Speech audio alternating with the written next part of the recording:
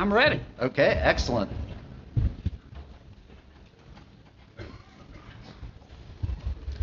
Good morning and welcome. I'm Brian Bale with the Go Bear Oil Company and the 2025 Chair of the Thibodaux Chamber of Commerce. It's my pleasure to serve as your MC for today's joint luncheon. This event is made possible through the collaboration of 7 outstanding organizations. The Atchafalaya Intercoastal Coalition, led by President William Billy Hidalgo Jr., owner of Palomar Shipyards. Bayou Industrial Group, chaired by Ray Peters of Nicholls State University. Homa Terrebonne Chamber, chaired by Tanya Harris of Leader Teak. Lafourche Chamber, chaired by Jared David of Nicholls State University. St. Mary Chamber, chaired by Brady Borrell of KQKI radio station. South Central Industrial Association, led by President Matthew Newchurch of DDG, and the Thibodaux Chamber, chaired by myself. We also extend our gratitude to our generous sponsors. Acadia Music Fest, represented by Tommy Meyer. Advanced Office Systems, represented by Tony Hubble. Artistic Embroidery and Promotions, represented by Dawn Foray and Stephanie Kennedy. Bayou Bend Health System, represented by CEO Stephanie Guidry. Cheris Times 2, represented by Sherry Wilmore. And the Greater Lafourche Port Commission, represented by Executive Director Chet Chasson. Thank you all for your incredible support in helping making this event a success. At this time, I invite you to please stand for the invocation, which will be followed by the Pledge of Allegiance.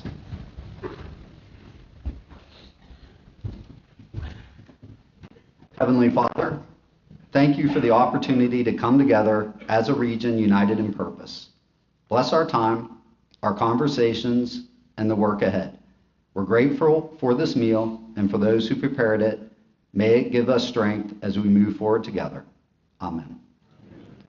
And then pledge allegiance. Pledge allegiance to the flag of the United States of America and to the republic for which it stands, one nation, under God, indivisible, with liberty and justice for all.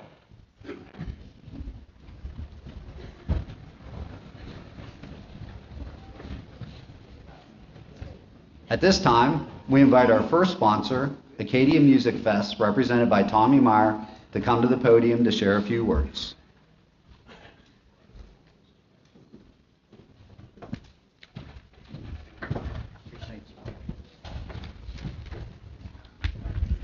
So thank you and good afternoon. It's always an honor to be here, especially in a room with so many people who care about Thibodaux and our community. And thank you for the Chamber and the many organizations who have put this together today. As many of you know, I am a private wealth advisor with Meyer Financial Group. At our firm, we help people make smart decisions so they can live fully, retire comfortably, take care of their families, and leave a legacy that matters. But legacy isn't just about wealth, it's about impact. It's about what we give, not what we build. And for us, the biggest way we give back, the thing we pour our heart into every year, is Acadia Music Fest. About 9 years ago, we had an idea of creating a world-class music event right here in Thibodaux and also do real good in our backyard. Over the years, it's become much more than a festival. It's a celebration of this community, and it's a platform for giving back in a meaningful way. Coming off of our best year, and again, heading into our 9th year on October the 18th, we welcome a powerhouse lineup. Dumpster Funk, which is a New Orleans funk and soul band featuring Thibodaux's own Tony Hall. The Allman Betts Band, carrying on Southern rock legacy of their fathers Greg Allman and Dickie Betts of the Allman Brothers. John Morgan with Raw Rising Nashville Energy, and recently the #1 song on country music radio. And T.I., bringing his iconic Atlanta hip-hop sound to Thibodaux. It's bold, it's diverse, it's something you truly won't want to miss.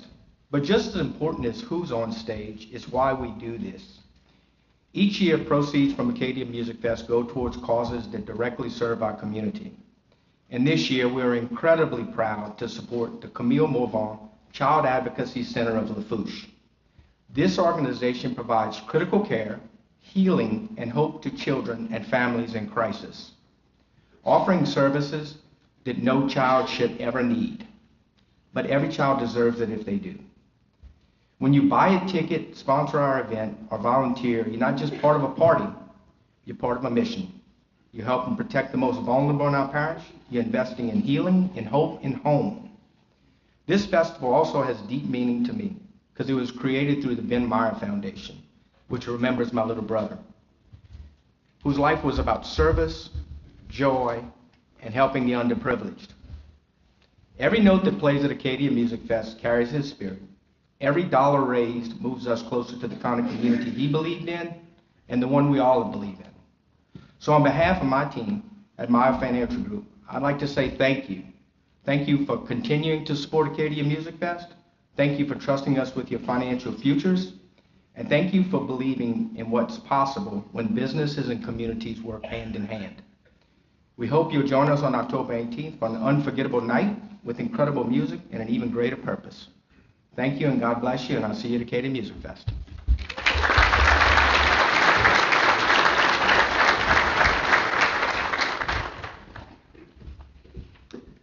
Next, help me welcome our second sponsor, Advanced Office Systems, represented by Tony Hubble, to the podium.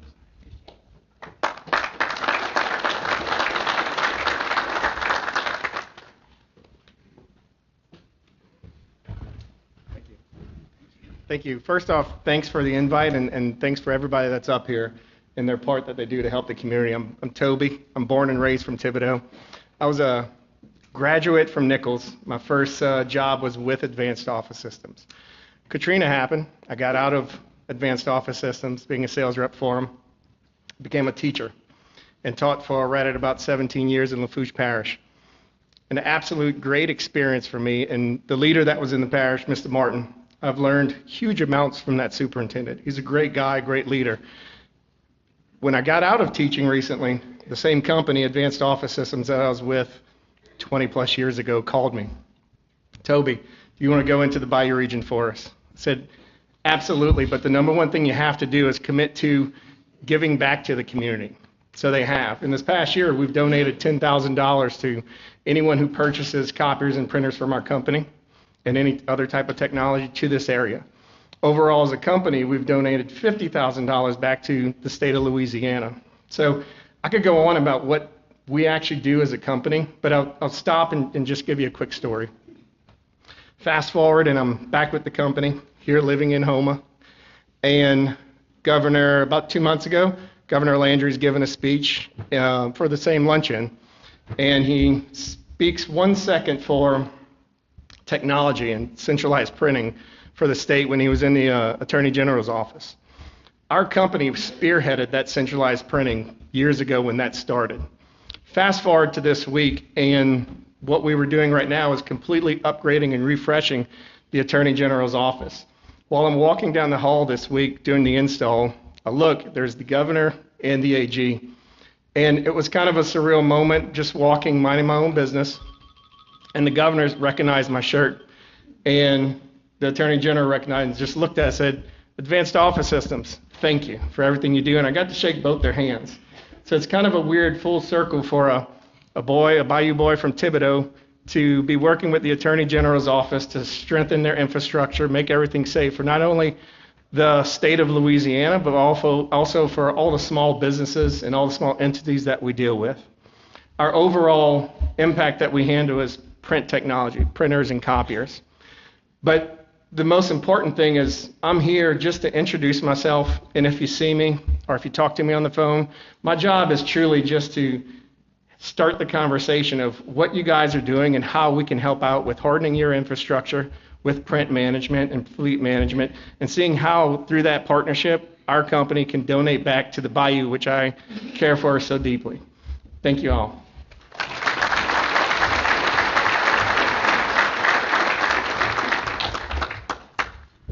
Our third sponsor is Bayou Bend Health System. Let's give a warm welcome to CEO Stephanie Guidry to say a few words.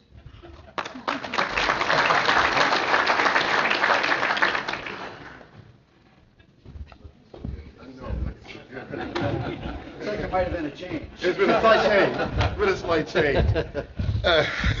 As y'all can see, I am not Stephanie. A lot has changed if I am Stephanie.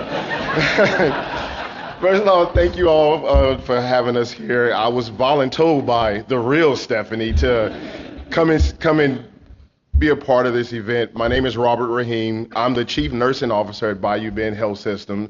I've been there for about 2 years. I'm actually a Oklahomian, transplanted down here in Louisiana, so I'll tell everybody all the time I was born in Oklahoma, but I was raised in Louisiana, so I'm a Cajun. My daughter goes to school right over here at Nichols as nursing school.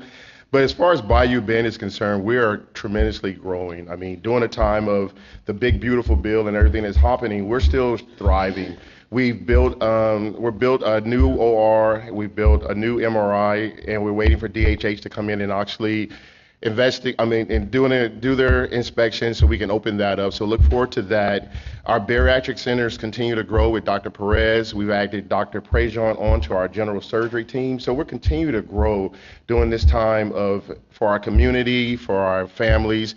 We're just taking care of everything that we need to take care of. We have a beautiful wellness center that we are now starting phase 2, which is going to be in the back of our wellness center. We're adding some pickleball courts, an outdoor track, and now we currently have over 1,700 members in that small little community of Franklin, Louisiana. So we continue to grow, and our hospitals continue to thrive, even with Northwest Boulevard currently being worked on as far as construction with the road. Our patients are still finding ways to come and visit the hospital to get the care that they need. Recently, we received a 5-star award for the outstanding care for our bariatric center, and we received a 4-star rating for our emergency department for the overall care that we're providing for our hospital and our communities.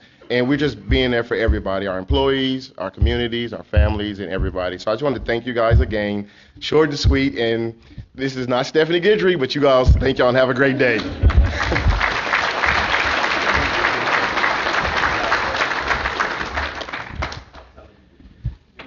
Please join me in welcoming our elected officials and distinguished guests who are with us today.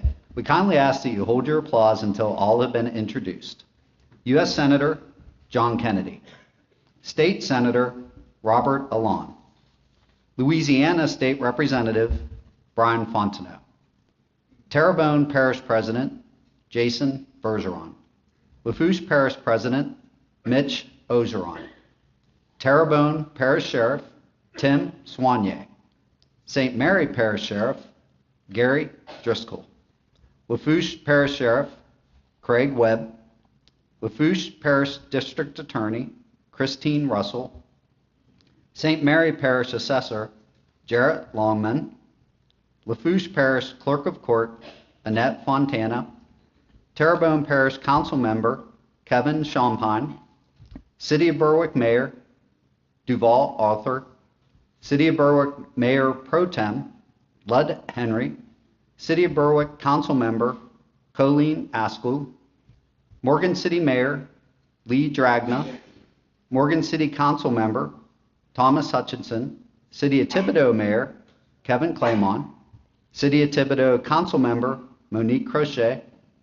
St. Mary Parish School Board members Mary Lynn LaSalle, Tammy Wilson. Greater Lafourche Port Commission Board members Chris Calle, Rodney Justclair, Tom Petrie, Jimmy LaFont, and Reggie Leday. Greater Lafourche Port Commission Executive Director Chet Chasson. Port of Morgan City Mac Wade. CPRA Chairman of the Board Gordon Dove. President of the Terrebonne Parish Levy and Conservation District, and also on the Board of Commissioners is Tony Alford. With U.S. Congressman Steve Scalise's office, Fred Trowbridge. Fletcher Technical Community College Chancellor, Dr. Christine Strickland, and Lafourche Parish Public School Superintendent, Jared Martin. Let's give them a round of applause.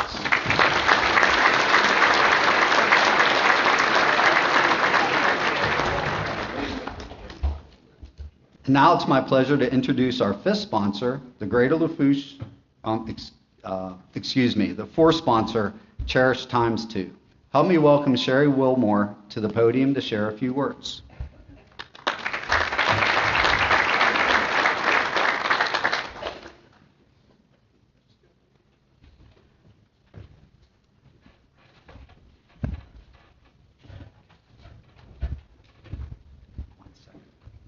We did miss one official.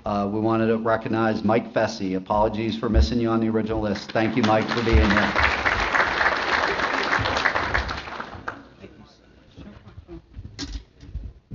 As y'all can see, I'm the short one. That's okay. Hi, my name is Sherry Wilmore, and I am one half of Everybody's Favorite Twins and the co-founder of Cherish Times 2.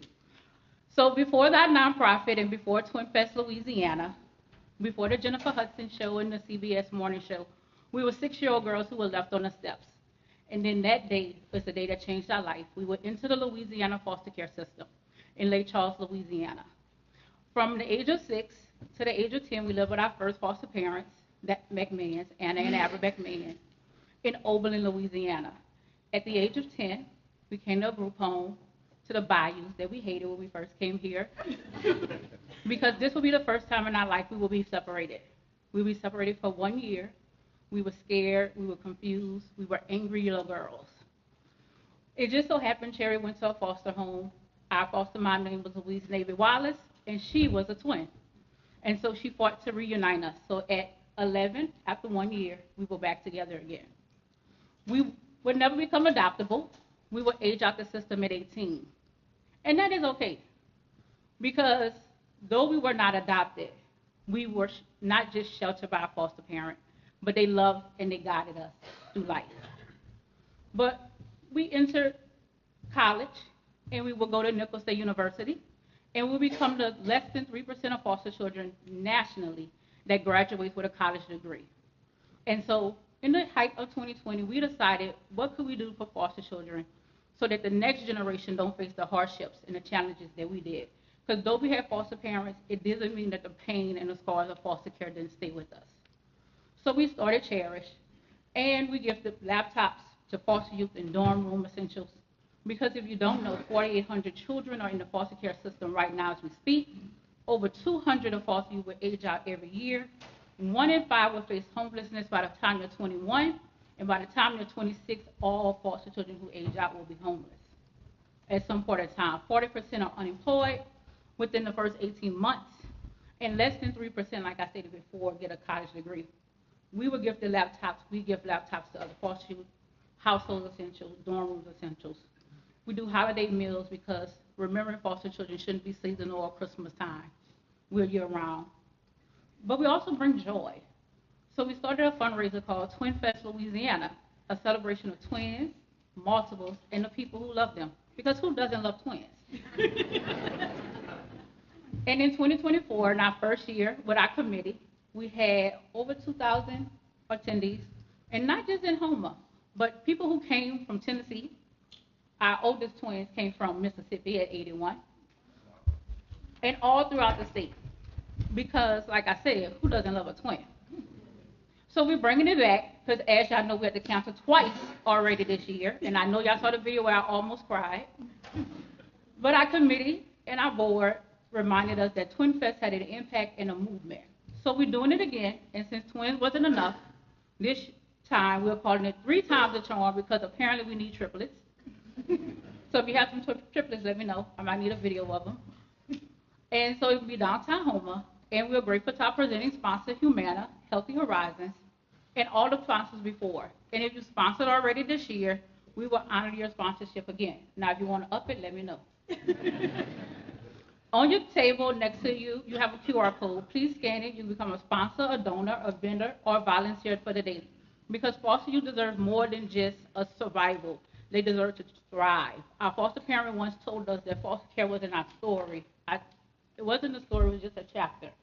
And so we want to make sure that the now generation of foster children write their own stories with their own strength, stability, and love. But remember, people don't stop needing support just because they make 18. They need it even more, because we want to raise a generation of people who are incarcerated, who make mistakes. We just keep doing what we're doing. If we want to change the trajectory of people, then we help them along the way. Thank you.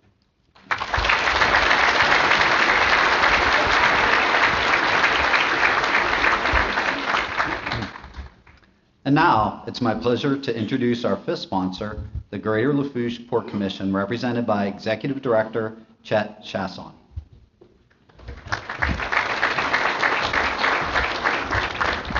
All right, thank you all for having me. Before I make a couple comments, I'd be remiss if I didn't recognize two of my board members that were left off the list, Mike Colley and Chad Colley.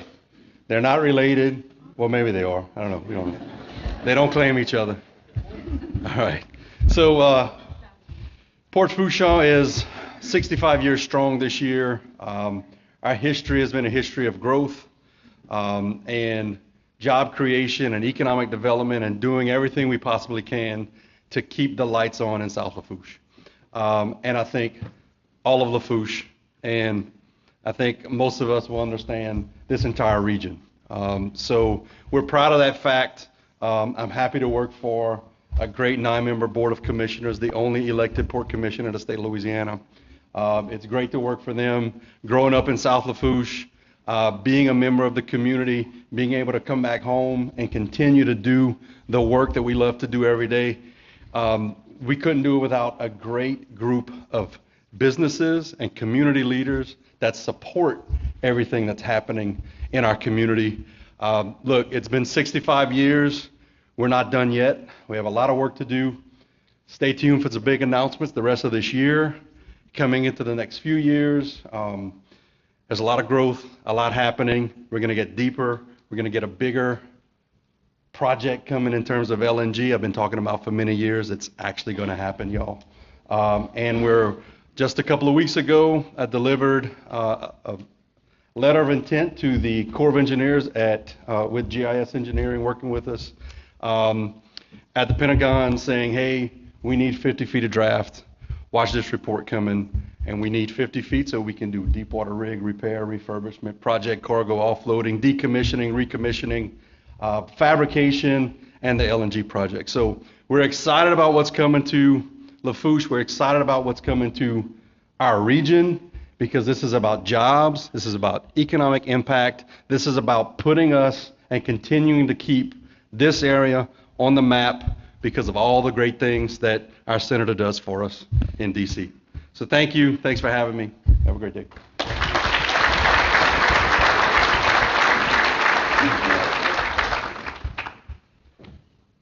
Once again, we are truly grateful for the generous support of all of our sponsors. Just want to also thank our final sponsor, Artistic Embroidery and Promotions, for providing their branded swag for the event.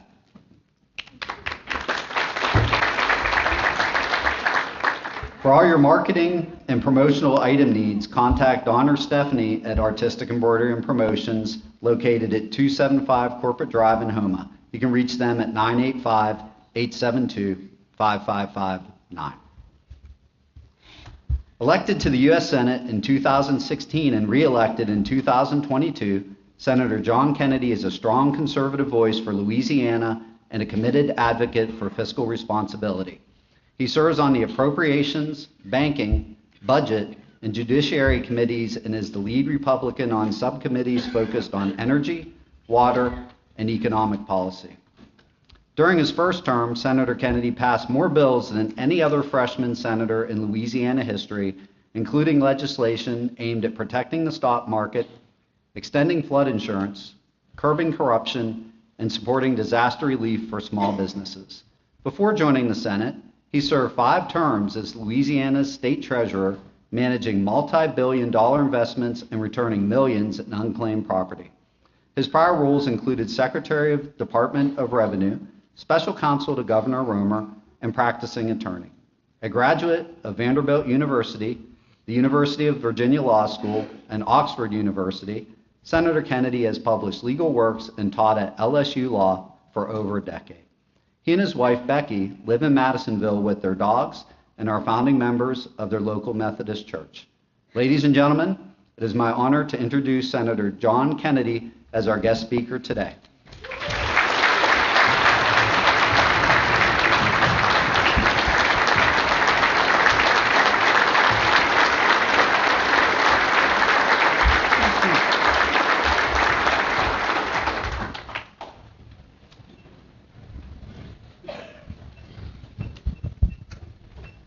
It is great to be home. And it's great to be down the bayou. You would have to see it from the inside to understand how deeply weird Washington is. In Washington, D.C., normal is a setting on the dryer.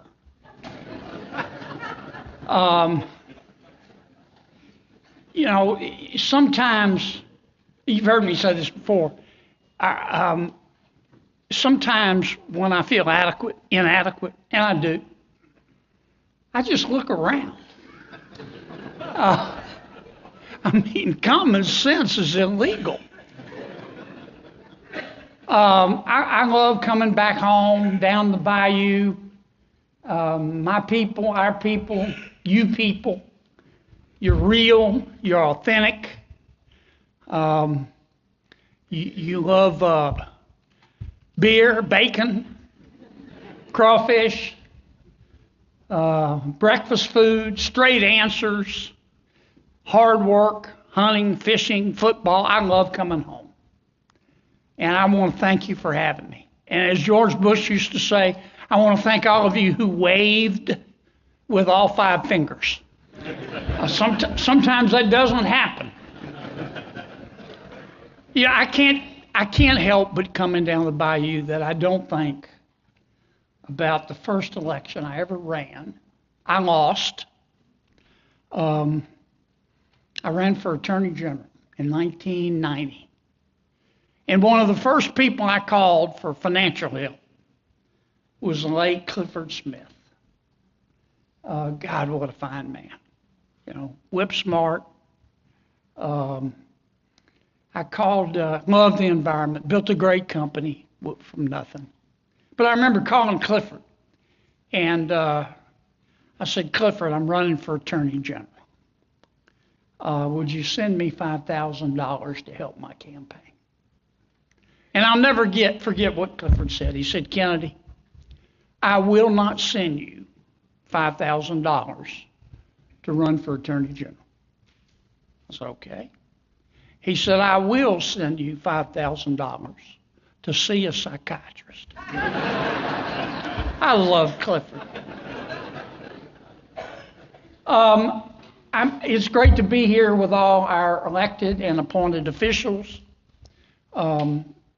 I don't want to single anybody out, but especially our legislators with whom I work closely. Louisianians believe in justice, but every now and then we send an innocent man to the legislature, and women, and some of them are here today, and I want to thank them for their good work. I've got a few staff members I want to recognize too. I couldn't do my job without their help. With me today is Ross White, my Deputy Chief of Staff. There's Ross. Carolyn Theriot, who you see her more than you see me probably. Chris Rosado. Chris and I have traveled the world together. He gets me to places where I'm supposed to be on time, and I want to thank them for their good work. I want to spend just a couple of minutes, and then I want to leave plenty of time for questions. We can talk about anything you want to talk about. Anything you want to talk about. I want to talk about the reconciliation bill, the so-called one big, beautiful bill. There's been so much information and misinformation put out on this, so I wanted to try to spend a few minutes before I take your questions setting the record straight. I won't bore you with the details, but we call this a reconciliation bill because once a year, the majority party in Congress is entitled to pass a bill under the Budget Control Act in the Senate without requiring 60 Senate votes. We can do it with 51. And that's important because it is, when we pass legislation, we on the Republican side of the aisle, under what we call regular order, we've got to get 10 Democratic votes, and that's pretty hard to do. But once a year, we can do a reconciliation bill and under the Budget Control Act and pass it with 51 votes. And that's what the so-called One Big Beautiful Bill was all about. It just took 51 votes. President Biden did the same thing when he was president. You may remember the Inflation Reduction Act, the American Rescue Plan, neither of which I voted for. But President Biden was able to pass those bills with 51 votes. Every time I look at this bill, and it is an expansive piece of legislation. It's breathtaking in its scope. Every time I look at it, and it takes me a week to read it, you could stand on the thing and paint the ceiling.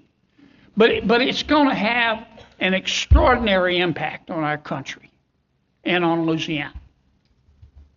The first thing we did in this bill was extend the 2017 tax cuts that we passed.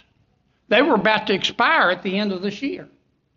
Now, had we not extended those tax cuts, and everyone who voted against this bill voted to allow those taxes to continue, it would have raised taxes in the amount of $4.3 trillion on the American people.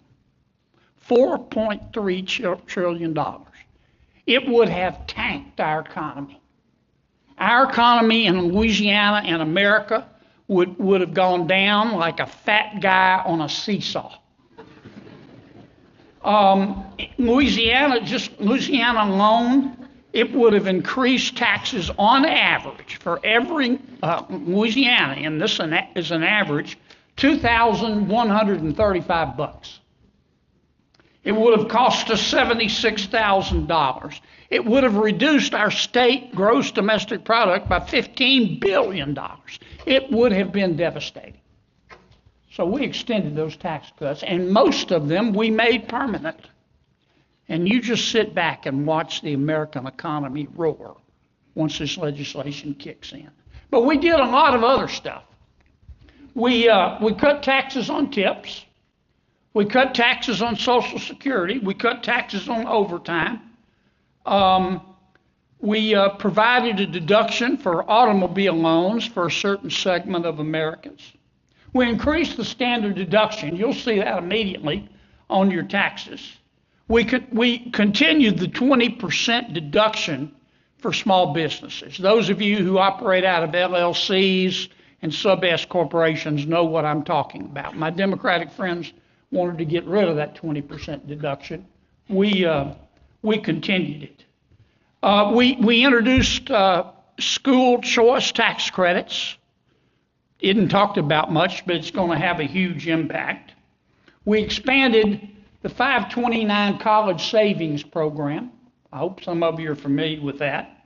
We allowed our businesswomen and businessmen to fully expense research and development and purchases of new equipment and machinery. What does that mean? Well, normally, those of you in business, when you buy new equipment, new machinery, build a new factory, you have to depreciate it, deduct it over a long period of time.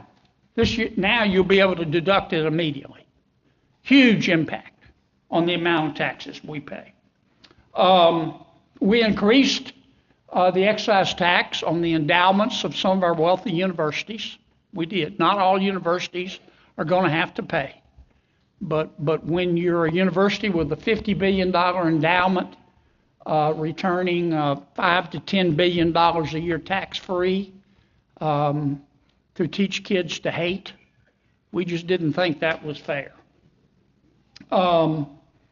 We ended federal payments out of Medicaid for abortion and for sex change operations. We increased the estate tax exemption. That's important for some folks in this room. We increased it to $15,000 a person, made it permanent, indexed it to inflation.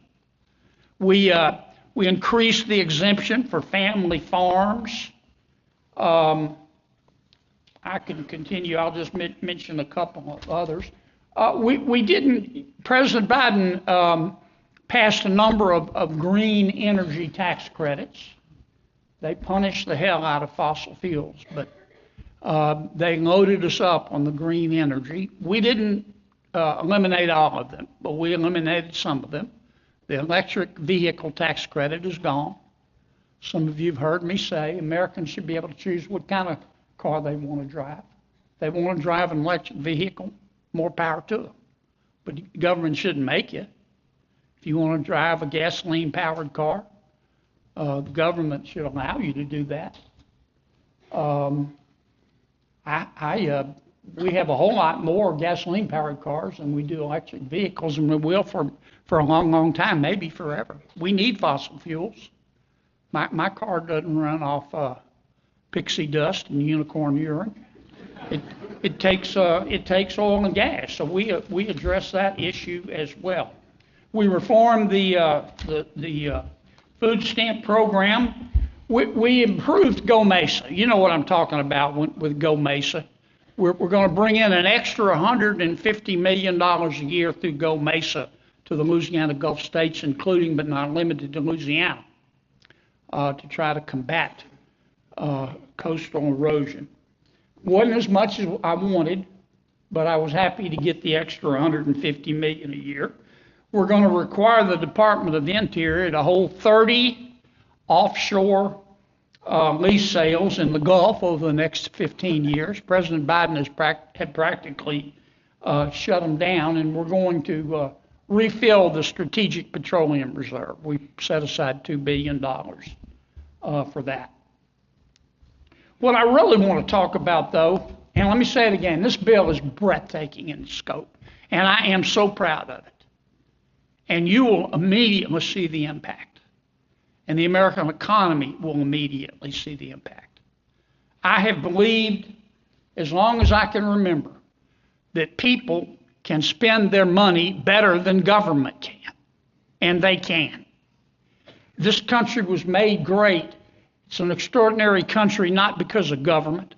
It's an extraordinary country because of ordinary people doing extraordinary things. Extraordinary things. And this bill is going to get some government off people's backs.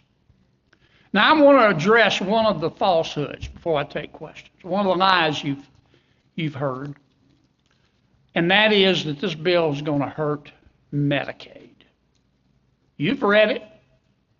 Congressional Budget Office has talked about it. The national media talks about it. They say it's going to throw 10.5 million people off Medicaid. Well, let me tell you the other side of the story. I don't know how many people are going to lose their Medicaid. Some people will.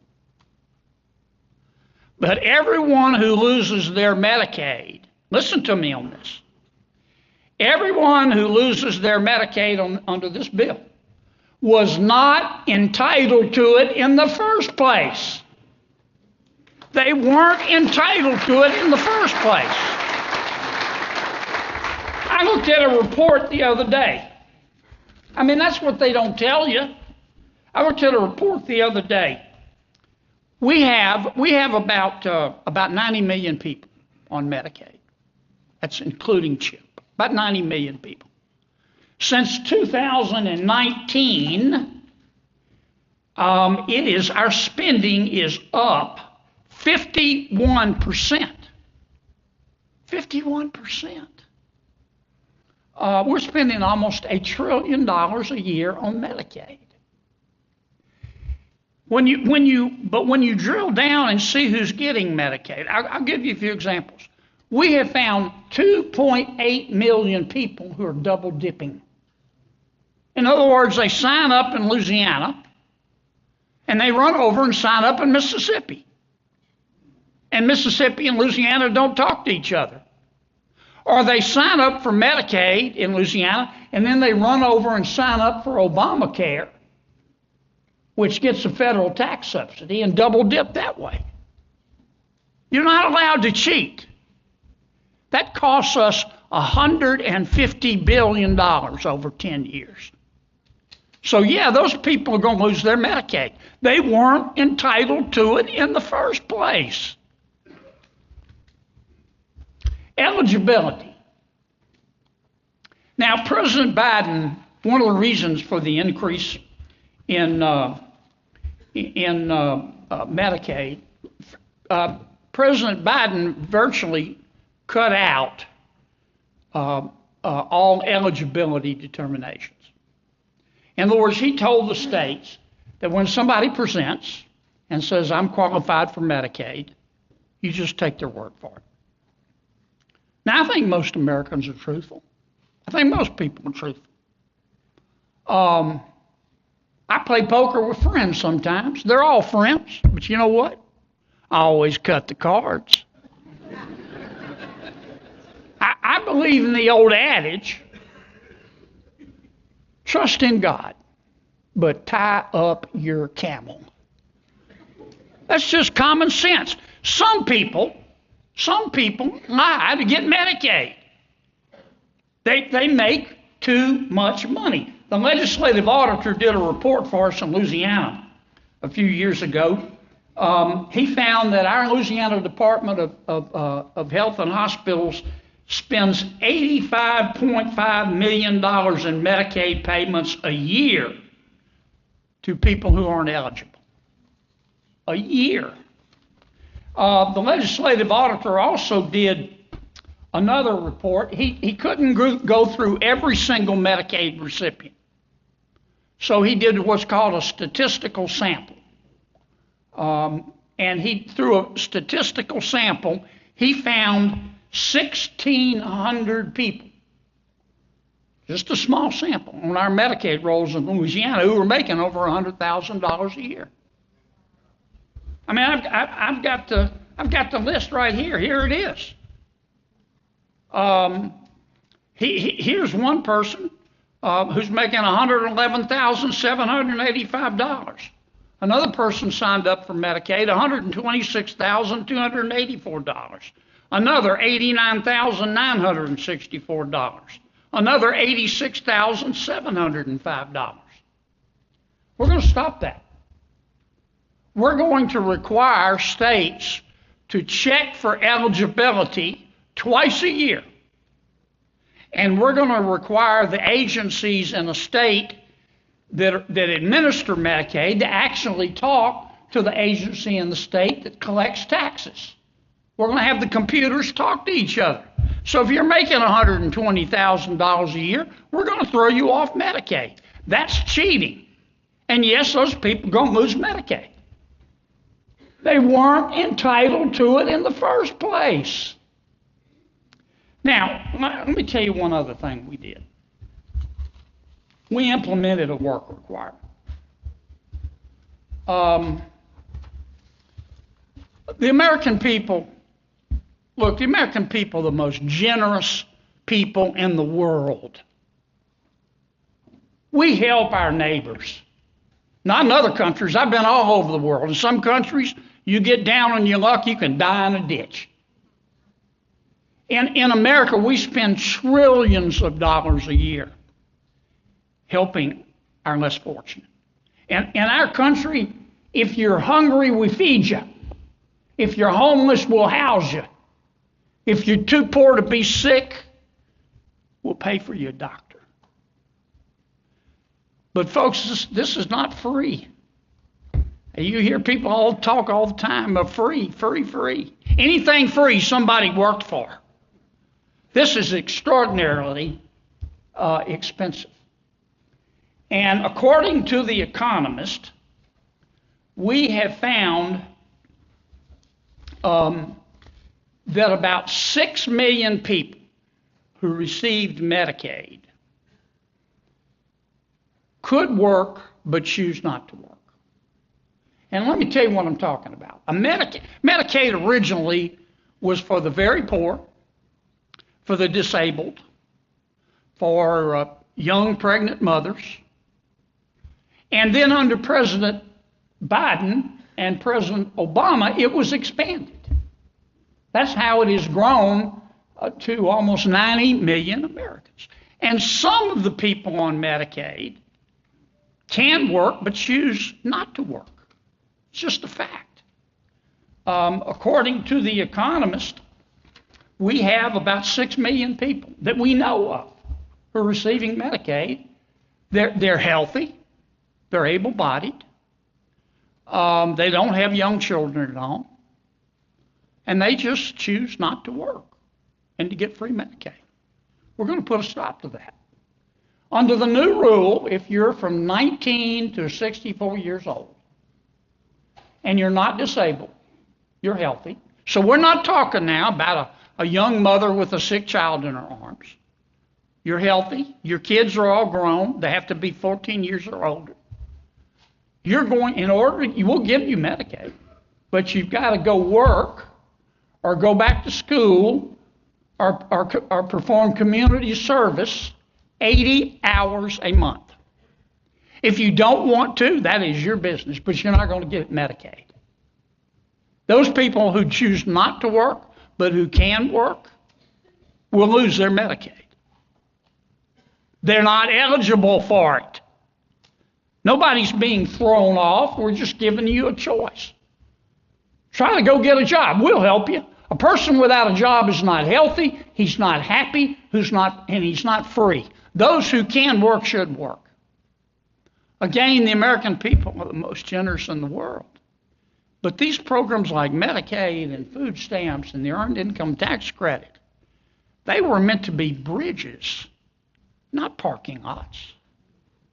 You know, I don't want to take away, I want to take money from people who use and need food stamps. I want fewer people to need food stamps, and the best way to that is to get a job. And it is a cold, hard, cruel fact. I'm not talking about everybody on Medicaid. I'm not. So don't quote me out of context. But when you've got 6 million, I think it's probably more people who receive Medicaid and choose not to work, well, sometimes, not always, but sometimes the best way to get back on your feet is to get off your ass. So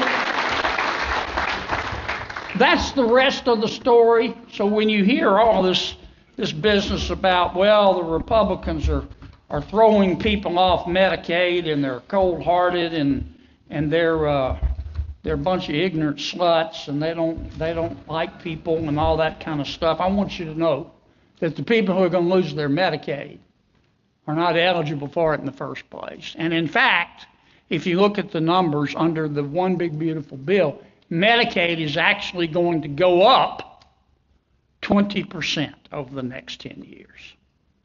I don't want to end on a negative note. I'm an optimist.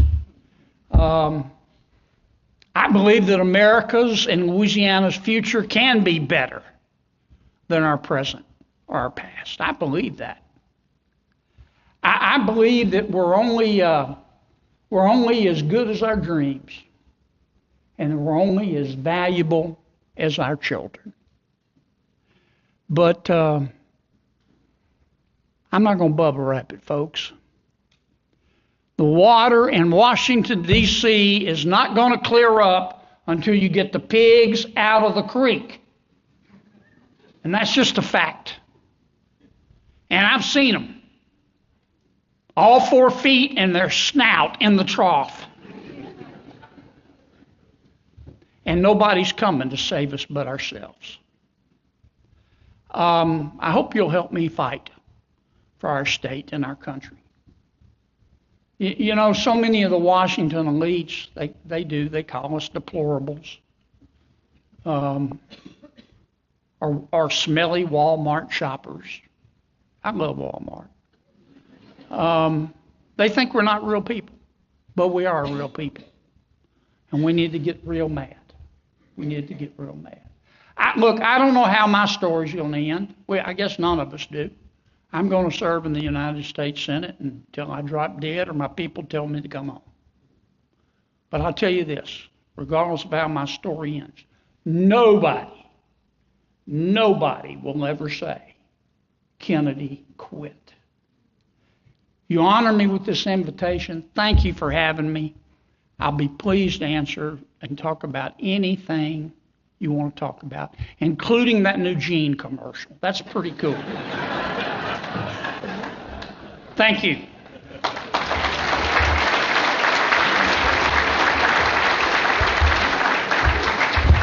What's on your mind, folks? Anything? I have a question for you. Yes, sir. Senator, so to make sure everybody knows, and I think most people in the room knows this is going to be about flood insurance. Uh-huh. Right? So, been working with your staff for years and yourself, and I just want to point out there's countless times that you were talking on the Senate floor about this, countless times in hearings you were grilling FEMA and getting no answers. But most recently, you and Senator Cassidy and 8 other senators sent a letter to the acting administrator of FEMA asking him to just basically terminate risk rating 2.0. So it's basically going toward the administration. And I was wondering if you could elaborate on what you think can happen there. And then we're also working with your staff on some legislation that might be in an approach rider. But I know you've been fighting, and I wanted everybody in this room to know how hard you've been fighting on it. But Louisiana is disproportionately impacted, and it's hard to get the rest of the nation's attention on this. But thanks for what you've done, and I was hoping you could comment. Okay. Well, what good does it do to provide people the opportunity to purchase insurance if it's so high they can't afford it? And that's what we've got. The flood insurance program, the private markets are getting better, but as you know, in order to buy flood insurance, you got to get it from the federal government. And the program's run by FEMA. And I am so pissed at FEMA. I'm as mad as a murder hornet. I mean, they won't even meet me anymore to talk about it. About, I don't know how many years ago, 5 or 6 years ago, FEMA, this is the risk rating 2.0, decided they were going to revamp the flood insurance program and how they compute rates. Okay. So they did it, and rates were just exploding. They gave us some weird statistics that said, well, 80% of the people will see decreases. When donkeys fly, 80% of the people saw increases. So I called them to my office and I said, explain this to me. And they said, well, we hired an outside consultant. And they came up with this new algorithm. And this algorithm, it can look at your individual home, not your area where you live, but your individual home, and look out 30 years and predict whether that property is going to flood. I said, man, that's pretty extraordinary. Can I see the algorithm? I'm going to hire somebody to go through it. And they said, oh, no. If we showed it to you, we'd have to kill you. And that's where it's been since then. I called the Biden White House. They're the only ones who could fix it. And it was like talking to the wind. So what we've done, the banking committee. I sit on the banking committee. I sit on the appropriations committee, the banking committee, the judiciary committee, the budget committee. I used to sit on the small budget committee, business committee, but I had to give it up. It was just too much. And believe me, Louisiana's taken care of. I sit on the appropriations committee. My job is to collect all the requests from all of my colleagues. And together, all of us, we brought billions of dollars to the state. I don't talk about it that much. But I never ask for a penny more than we need, but I never accept a penny less than we deserve, and my colleagues know that. But I sit on banking, and banking has the authority to deal with flood insurance, and Senator Scott, who's the chairman from South Carolina, who's the chairman of banking, myself and Mike Rounds, Senator Mike Rounds, we had our 34th meeting the other day. We're going to try to redesign the flood insurance program that looks like somebody designed the damn thing on purpose. Now, we're not there yet, and once we do it, we got to go get 60 votes. But the good news is this time we've got President Trump in the White House, and I've talked to him about it, and he's sympathetic. What else? Anything? Yes, sir. Can you just scream it out?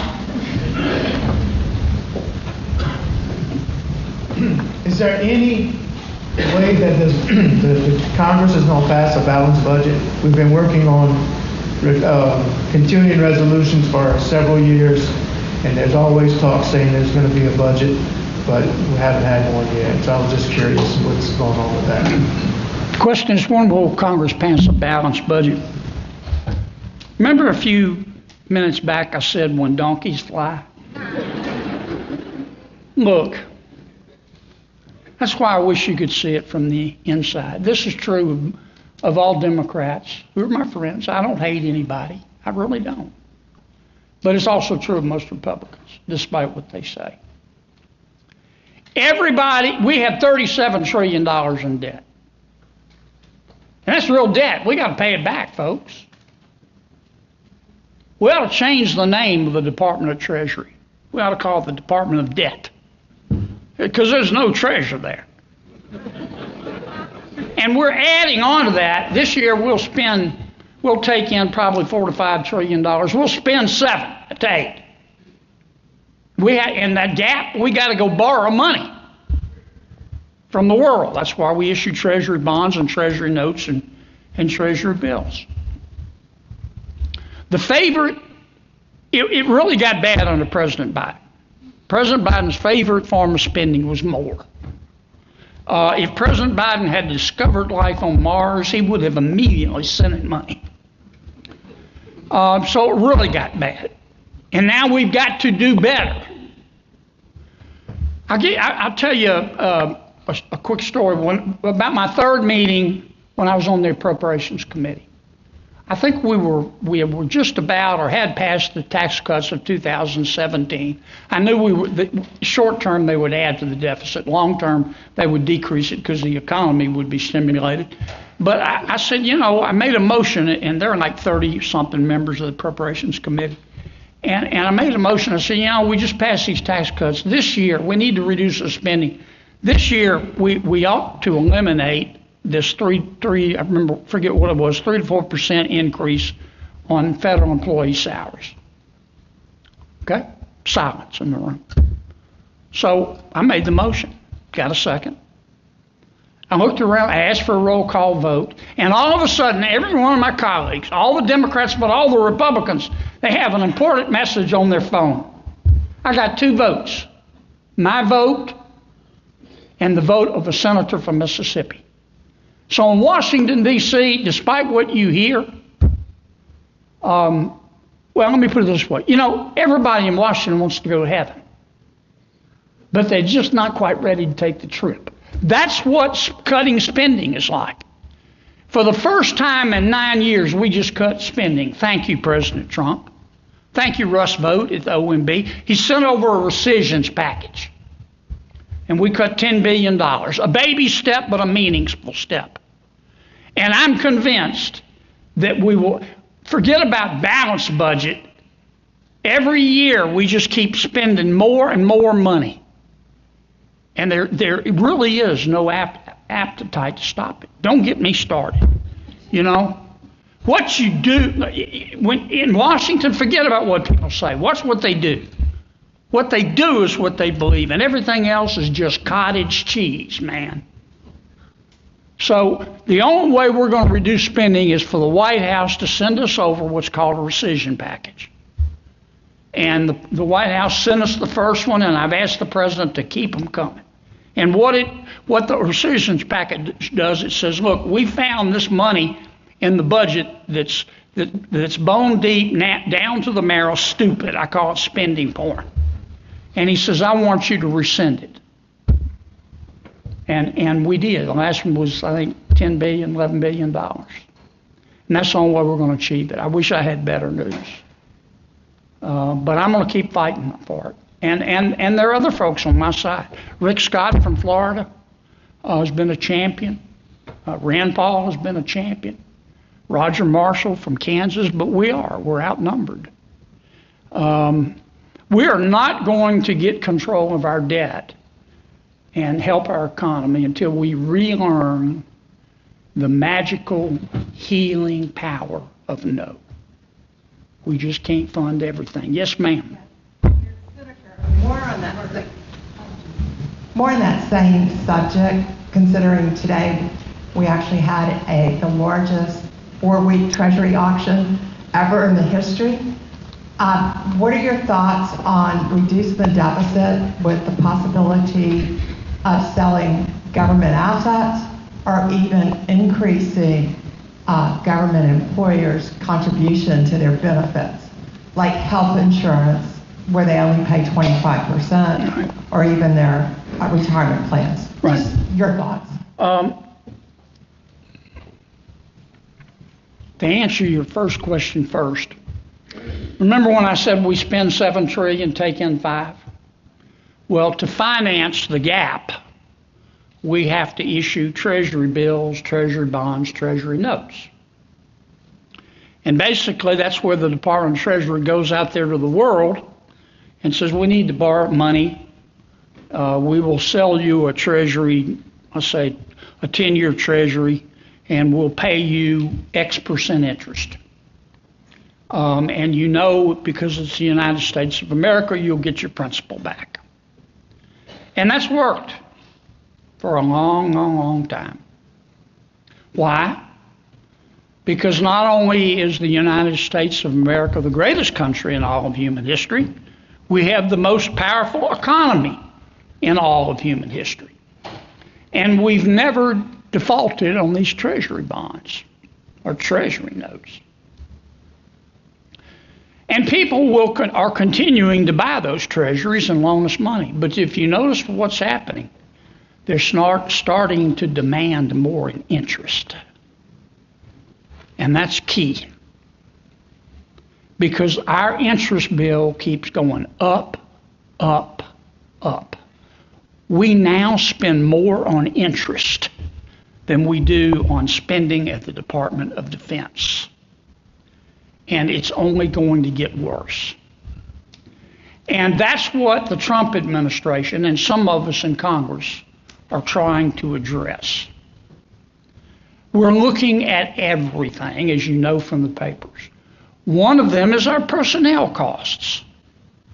A study was done a few years ago, the average federal employee, comparing job to job, I think this was done by the GAO, this study, makes 17% more job, comparing public sector job to the same job in the private sector.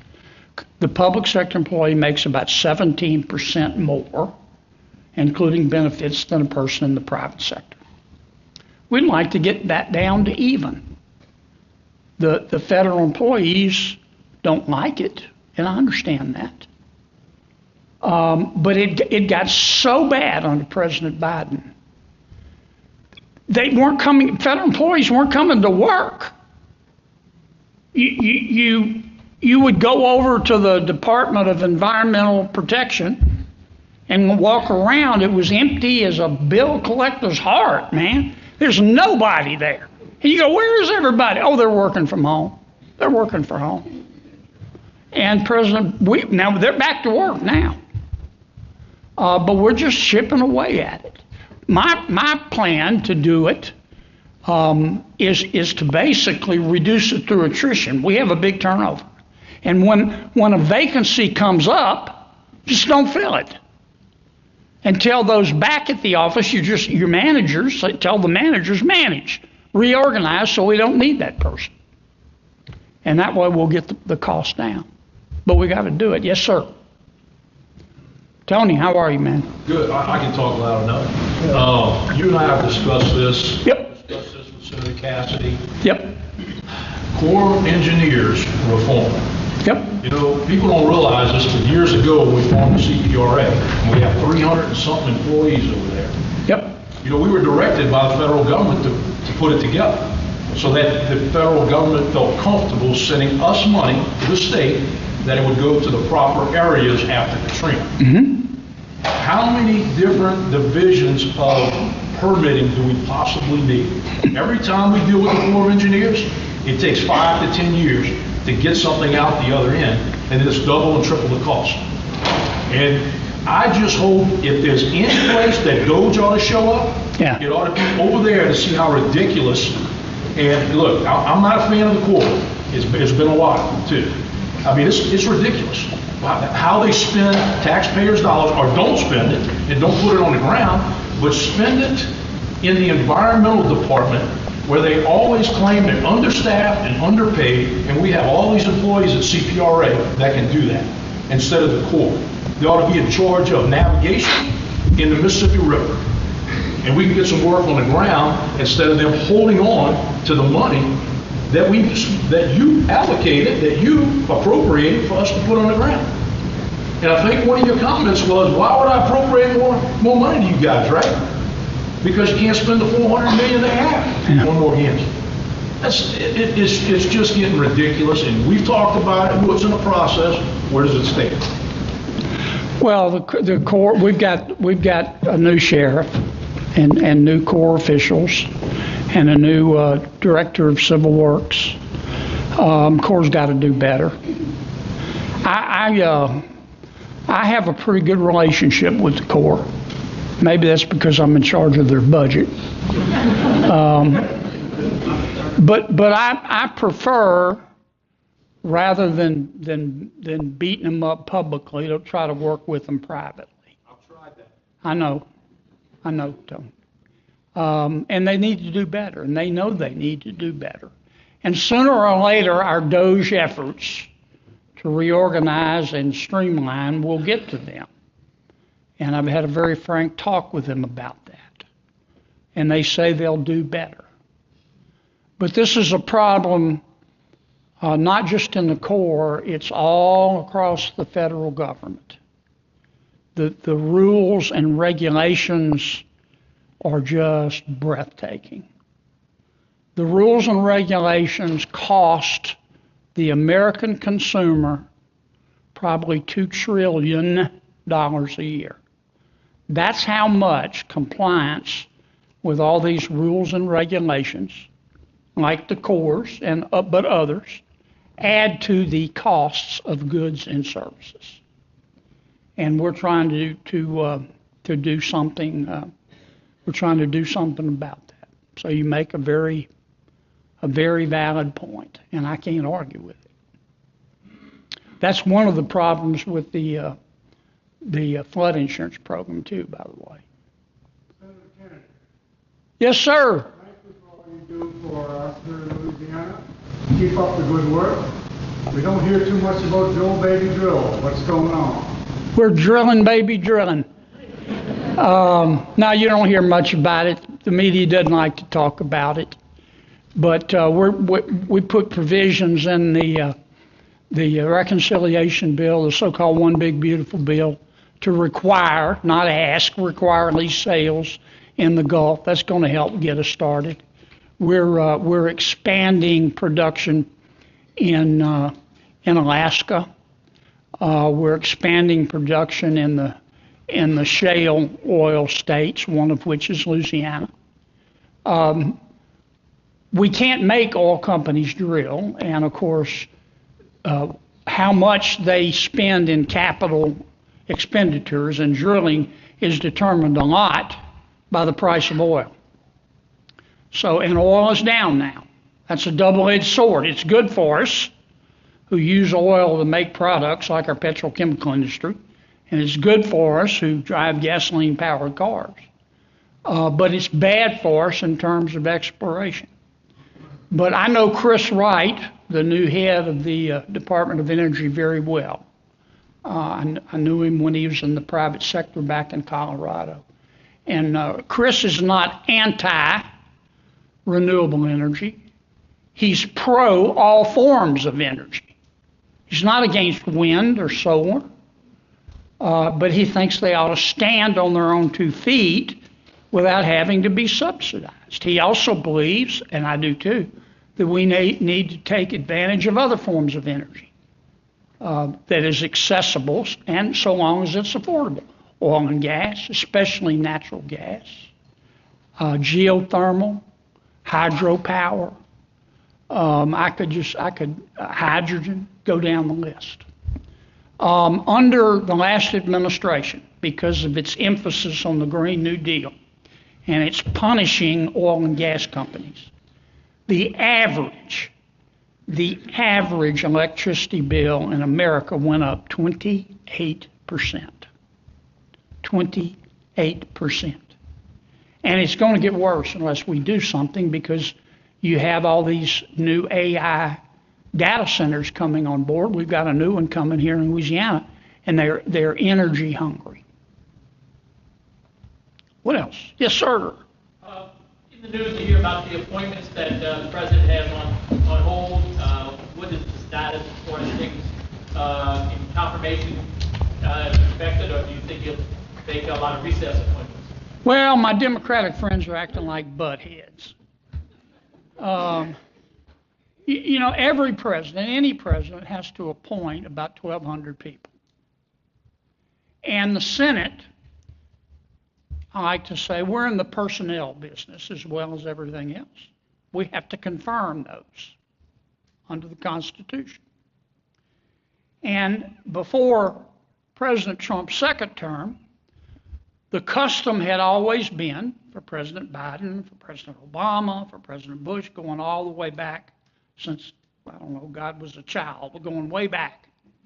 The custom had been the Republicans would sit down with the Democrats, and we would compile two lists. The lists of nominees that we were going to have a fight over, like, you know, Attorney General, that's an important job, and the list of nominees that nobody, well, frankly, nobody cared about.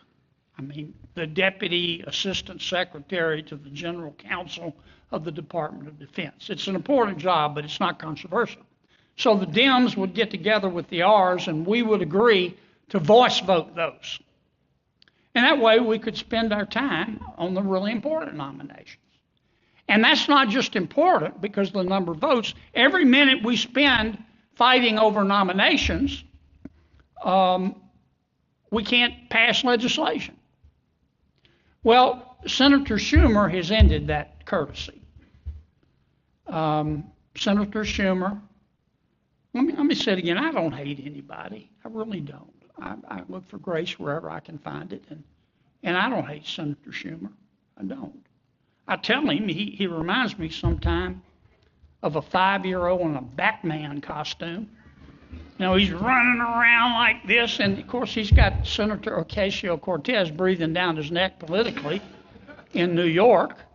But he just said, I'm going to fight, and not agree to any of these confirmations. We make you go through what's called regular order. It takes us a day and a half through motions to proceed and cloture votes to confirm every one of these. And that's shut down the Senate. That's just shut it down. We're spending all our time on confirmations. So we're looking at a rule change. I don't know if we'll do it. I hate to do it. But I don't know what to do to make Chuck cooperate. And I don't think he's going to cooperate. And that's what's really going on. Yeah, Ross? One more. Y'all got a Sidney Sweeney one? No, I'm just kidding. Yes, sir. Any revelations regarding the news from Van Bondi and the Russia gate? No. They've got a grand jury convened. Here's what I know on two fronts. Let me talk about Epstein first. Okay. Here's the way I look at it. It's one person's opinion. Epstein was a pig. P-I-G, pig. And this is no country for creepy old men. It's not. Now, this guy trafficked for sex young women, many of whom were minors. He did it. And the American people want to know, and they're entitled to know, who, if anyone, he trafficked those young women to besides himself. And I don't know how, the president has turned that issue over to the Department of Justice. And Pam Bondi's a friend of mine, but I've told her, I don't know how you're going to do that. And I'm not going to tell you how to do your job. But you're not going to be able to tell the American people anymore. Trust me, there's nobody else. You're going to have transparency and full disclosure. Now, that's my position. And I'm not going to back up. And some of the people in the White House, not the president, he's never should have worked with me, but some of the people in the White House, they're not happy with my position. They just want this to go away. But it's not going away. The American people may not read Aristotle every day. They're too busy earning a living, but they're not stupid. And they want to know. And they're entitled to know. Now, we're going to get to the bottom of Russiagate. Here's what happened. And I watched this happen. Watch this happen. Secretary Clinton's campaign manufactured false evidence about President Trump. You remember the Steele dossier, the so-called P-tape? That came, we have traced it back, directly from Secretary Clinton's campaign. And somehow, and we're going to find out how, she convinced the CIA and the FBI, with the help of James Comey and Brennan, and that other snapperhead's name, who I can't remember, that it was real. They knew better. They knew it was a lie. They knew it was political propaganda. But they leaked it and went to the media, and the media jumped on board. The media sucked it up like a Hoover Deluxe. And all of a sudden, it started as Russia interfered in the election. And then they quickly moved into Trump colluded with Russia in altering the election. Remember that? For 3.5 years, it was a feeding frenzy. And then, oopsie friggin' daisy, the Mueller report came out and said it's a lie. And we're going to get to the bottom of how it all started. And I don't know. But more and more of the formerly classified, now unclassified documents are coming out. And it's not pretty for Mr. Brennan or Mr. Comey or some of these other cast of characters. Well, folks, that's great. Thank you. Thank you for having me. God bless you.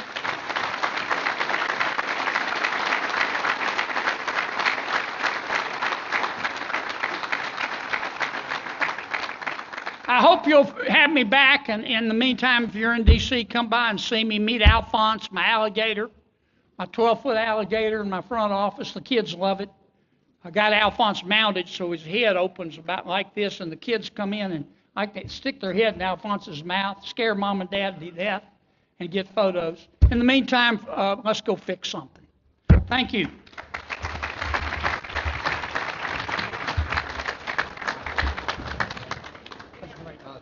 Thank you.